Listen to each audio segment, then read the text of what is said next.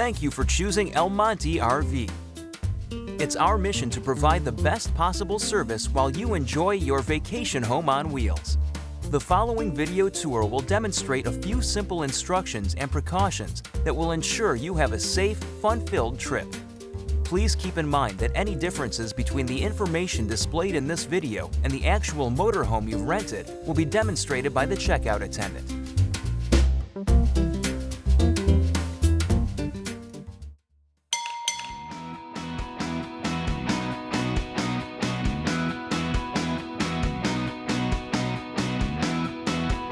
Our motorhomes are easy to operate and provide every comfort while you're on the road, including a fully functional kitchen, bathroom, heating and cooling, power outlets, interior lighting, and entertainment system.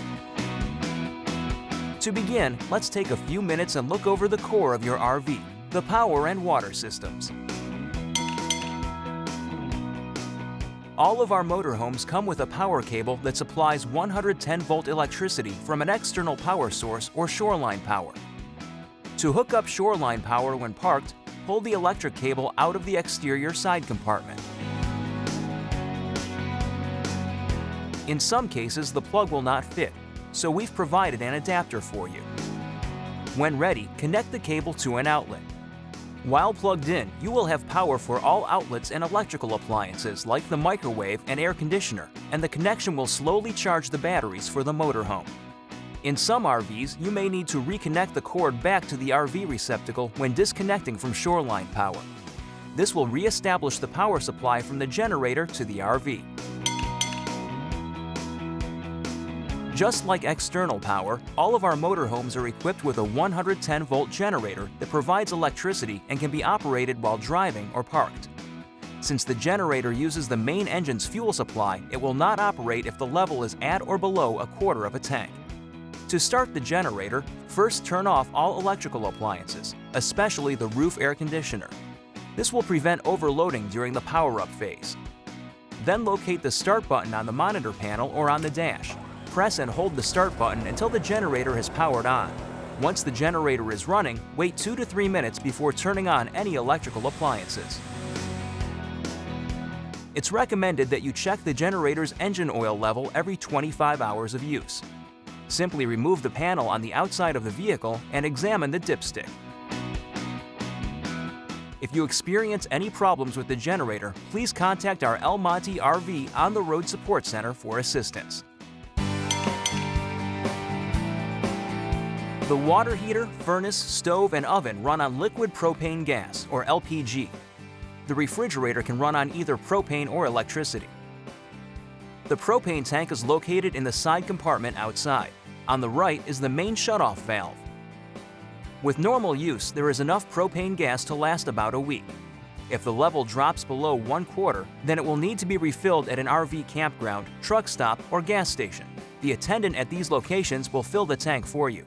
You are not responsible for refilling the propane tank upon return. Your RV has 2 batteries, one for the engine and the other is an auxiliary battery or house battery, which provides power to the lights inside the coach, the space heater, water pump, and 12-volt appliances like the refrigerator and water heater. To recharge both batteries, run the engine for 30 minutes. A good indicator of a low battery charge is dim lighting and LPG false alarms, which we'll learn about later. Your RV has 2 freshwater delivery systems, a freshwater holding tank and a hose connection from city water for use at campgrounds that provide hookups. To hook up to city water, remove the freshwater hose located in the outside compartment. Connect the end of the hose with the pressure regulator to city water and the other end to your RV. Go inside and turn off the water pump at the monitor panel. Remember that when you disconnect from city water, turn the water pump back on. You can also use city water to refill the fresh water tank. Simply hook it up and turn on the spigot. The tank is full when water spills out of the fill port. Use water sparingly when not hooked up to a city water connection. Most campgrounds have shower facilities to cut down on water usage. There are 2 wastewater holding tanks in your RV. Black is for wastewater from the toilet, gray is for wastewater from the sinks and shower. When the tanks are full, you must empty them at an authorized dump station. Most campgrounds have a dump station or can direct you to the nearest one. Locate the sewer hose in the outside compartment and remove it from the exterior of the vehicle. Make sure the holding tank valves are pushed in and remove the valve cap. Attach the sewer hose to the end of the dump valve and place the other end into the waste receptacle.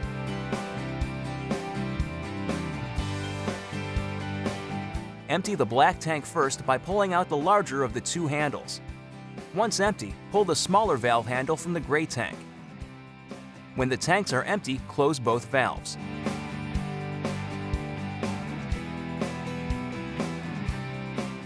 Remove the hose and screw the cap back on. Please rinse out the sewer hose if possible before placing it back in the RV.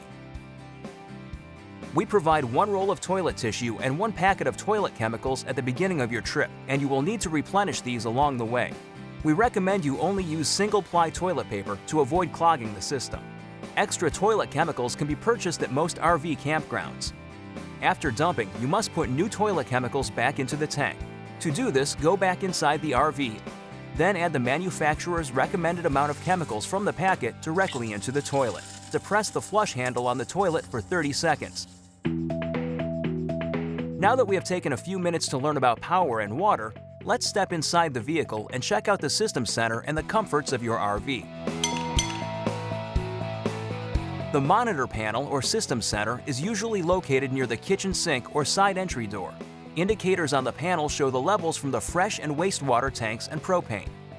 Battery condition displays the charge of the auxiliary battery. If the indicator shows low or fair, you can recharge the battery either by driving the RV or by letting the engine idle for 30 minutes. If no reading is displayed, then check the aux battery switch, located either near the entry door or on the monitor panel. The aux switch must remain in the on-connect position at all times. Your RV comes with a fully functional kitchen, including a refrigerator, microwave, stove, and oven. The control panel located above the refrigerator door can be set to auto in most RVs. This allows it to operate on propane and automatically switch when electrical power is available. Set the refrigerator to the desired temperature. Once the refrigerator has been turned on, it will take about 6 hours to be cold. To ignite a stove burner, simply push the corresponding knob in and turn counterclockwise. Then turn the spark knob rapidly clockwise to ignite the burner. To light the oven, push in the oven control knob and rotate counterclockwise to pilot on. Push and hold for a few seconds to prime the gas line. While holding in the knob, place a lit match to the oven pilot located near the back, under the broiler shelf and to the right of the oven burner. Continue to hold the oven control knob in for 5 seconds after the pilot is lit. Release the knob and verify that the pilot stays on. Then set the oven to the desired temperature. To extinguish the oven pilot, push in the oven control knob and rotate clockwise to the off position. Always turn off the stove burner and oven pilot light when refueling or driving. When operating the microwave, please only use microwavable safe items. Before driving, remove the glass plate from the microwave and place it in a drawer or wrapped in a towel for safety. Our motorhomes are equipped with a climate control system to regulate the interior temperature. To turn on the air conditioner, set the control to the off position. Start your generator or connect to external power. Turn on the air conditioner switch and set the controls to your desired temperature.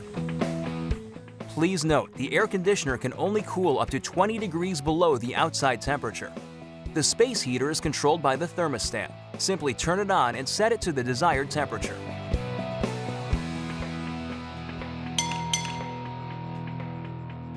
For your safety, our motorhomes are equipped with 3 alarm systems: a CO detector, a smoke detector, and a propane alarm. At some point during your trip, one of these alarms may sound when the batteries are low. The propane gas or LPG detector is located inside the vehicle along the floor. In the event that the propane or LPG detector sounds, first turn off the valve on the propane tank outside the vehicle and then check for the smell of propane gas in the air inside. Propane has a strong, unpleasant odor, like rotten eggs.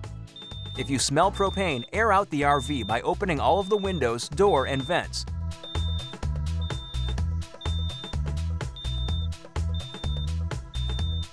exit the vehicle and contact our El Monte RV on the Road Support Center. An alarm will also sound if the charge of the auxiliary battery drops to an insufficient level to operate the LPG detector. If you don't smell propane gas, check the level of the auxiliary battery on the monitor panel. Then charge the battery by letting the engine run. Push the mute button on the LPG alarm module to stop it from beeping. The CO detector and smoke detectors are located in the coach area of the RV. Unlike propane, you cannot smell carbon monoxide. If the CO alarm sounds, shut off the generator and the engine. Open your windows, door, and roof vents to air out the RV. Exit the vehicle. The CO alarm will also sound if the battery level is low. It is powered by either the auxiliary battery or a replaceable battery inside the detector. If it's low, please replace the battery or run the engine to recharge the auxiliary battery. The smoke detector will also chirp if the battery is low. If needed, replace it.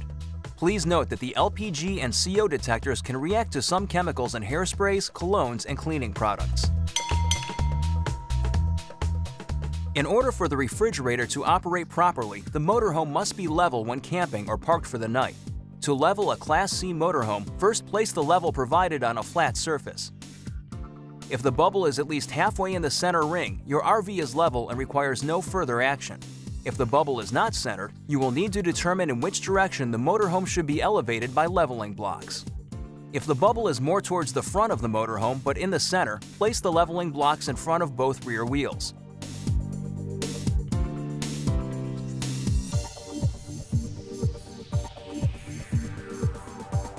If it's more towards the front on the driver's side, place one block under the right rear wheel. More to the front on the passenger side, put one block under the left rear wheel. If the bubble is towards the back of the vehicle but in the center, place the leveling blocks in front of both front wheels. If it is more to the back on the driver's side, place the block under the right front wheel. More to the back on the passenger side, put one block under the left front wheel. If the bubble is on either side, place the leveling blocks under both the front and rear wheels opposite of the bubble. Slowly drive the RV onto the blocks and check the bubble again. Your RV is level once the bubble is inside the circle. Class A motorhomes have automatic leveling jacks, as seen here. Your checkout attendant will demonstrate the correct procedure based on the motorhome you receive. Our motorhomes use unleaded gasoline, with the exception of diesel pushers. Using the wrong type of fuel will cause damage to the vehicle and substantial charges to you, the renter. For your safety, you must extinguish all flames, turn off all appliances, including the refrigerator, water heater, and space heater. Close the main propane valve at the tank and turn off the generator before you fill the gas tank. When finished, drive a short distance away before opening the propane valve or turning the generator on. Many of our motorhomes are equipped with slide-outs for extra room and comfort. Only extend the slide-outs when the RV is parked.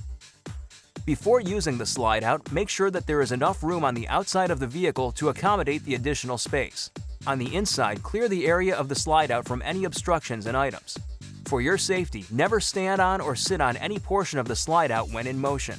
And make sure that the driver's seat is fully upright, as it may get caught during operation of the slide-out. To extend or retract the slide-out, simply press the button on the monitor panel. Make sure not to stop until it's fully extended or retracted. Remember, once you extend the slide-out, you must retract it before driving off. Now let's climb into the driver's cabin. All of our motorhomes have power steering and brakes, and most come with cruise control. Please take a moment to familiarize yourself with all of the gauges on the dash before you drive off. Also, take note of the gasoline level. It must be returned at the same fill mark. Or if you prefer, we can refill it for you at an additional charge. The transmission is a normal automatic with overdrive. To start the engine, insert the key into the ignition and turn it away from you. The key then can only be removed when the engine is off and the shifter is in the park position. The turn signal handle is on the steering column. It also allows you to select a high or low beam for your headlights. On most vehicles, the hazard lights are also located on the top of the steering column. The headlight knob and the hood release are on the left side of the dashboard. The emergency brake is in the upper left corner of the floor. Push down to engage the brake. To release it, either push the pedal down again or pull the parking brake handle. Also on the left side of the driver's cabin is the emergency start button. Use only if the engine battery is too weak to start the vehicle or the engine turns over very slowly. Put the key in the off position, then press the emergency start button and hold it. Turn the ignition key on. Release the button once the engine is running. Before you drive off, set your side view mirrors correctly so that you can see the rear views and about 50 feet behind the motorhome. And inspect the windshield carefully for chips or cracks. Make sure to record them on the checkout sheet. It's recommended that you check the engine motor oil every 1,000 miles you drive the RV. Pull the hood release located in the driver's cabin, then locate the oil dipstick. If it's low, purchase 10W30 motor oil and fill it. Make sure to save the receipt for reimbursement. For more engine maintenance tips, refer to the instruction manual. Most of our RVs are equipped with dual rear tires. Every morning, check to make sure that the gap between the two tires is exactly the same for each of the dual tires. If not, they may need to be inflated. Note the length and height of your RV. Almost all of our motorhomes are approximately 12.5 feet high. Pay attention to low-hanging tree branches, overhangs on buildings, and drive-through structures. Allow sufficient room when making turns, since the rear end of the motorhome will swing out in the opposite direction of the turn. Also, try to avoid backing up. For safety, please have an adult from your party get out of the vehicle and direct if you must back up, and when turning or going under low-hanging objects. Remember, the renter is responsible for all roof and undercarriage damage.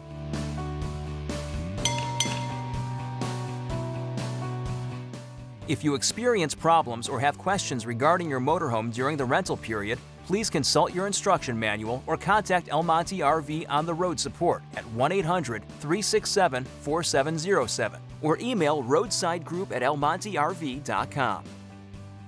If our office is closed, leave a message and we'll return your call the next day. In case of an accident or a life-threatening emergency, call 911.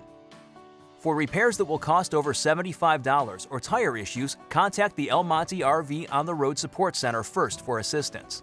Now the checkout attendant will complete the checkout sheet and you are ready to go. We hope you enjoy your vacation home on wheels, and we look forward to seeing you again when you return. From all of us at El Monte RV, have a wonderful vacation.